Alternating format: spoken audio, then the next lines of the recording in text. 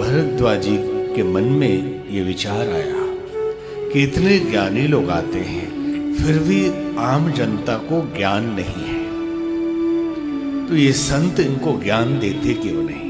फिर उन्होंने विचार किया कौन देगा। उन्होंने याज्ञवल्क्य मुनि के पास जाकर विनती की, चरण पकड़ लिए। वो लौट रहे थे।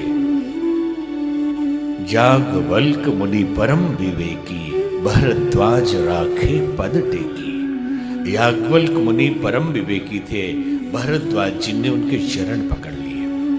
कहा बाबा, आपके रहते यदि हम सब अज्ञानी रह जाएं तो ये इससे दुखद बात और कुछ नहीं हो सकती। याज्ञवल्क्य मुनि जानते हैं कि भरद्वाज स्वयं परम ज्ञानी है, लेकिन ये भी जानते हैं कि लोक कल्याण की जिज्ञासा से ये मुझसे प्रश्न पूछ रहे हैं। तो पूछा, बताइए क्या जानना है आपको। बोले जानना यह है कि निराकार ब्रह्म निराकार कैसे हो जाता है।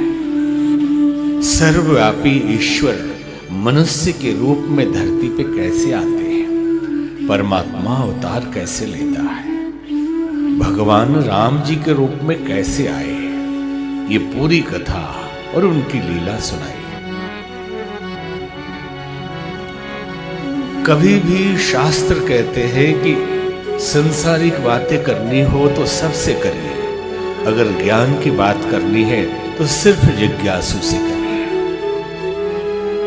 अन्यथा वो आपका उपहास उड़ाएंगे। इसलिए सबको धार्मिक ज्ञान मत दीजिए।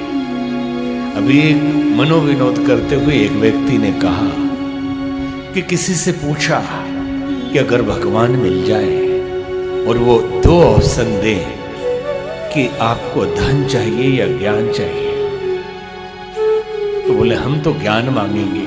बोले नहीं, हम तो ज्ञान नहीं मांगेंगे। क्या मांगेंगे? धन मांगेंगे। क्यों भाई? परम ज्ञान की बात नहीं हो रही, क्यों ऐसा करोगे? बोले धन बड़ी मुश्किल से मिलता है, ज्ञान तो आजकल हर आदमी दे रहा है, जहां जाइए वो ज्ञानी ही बैठे। एक बीमारी बता दीजिए तो सब डॉक्टर है, दवाई बताने लगेगी। और व्हाट्सएप विश्वविद्यालय तो इतना खतरनाक है कि खुद पढ़े या न पढ़े, बाहर से एक मैसेज आया, आगे ढकेल दिए 50 आदमी को। तो शास्त्र कहते हैं कि धर्म का ज्ञान देना हो तो सिर्फ जिज्ञासु को दीजिए, सबको नहीं।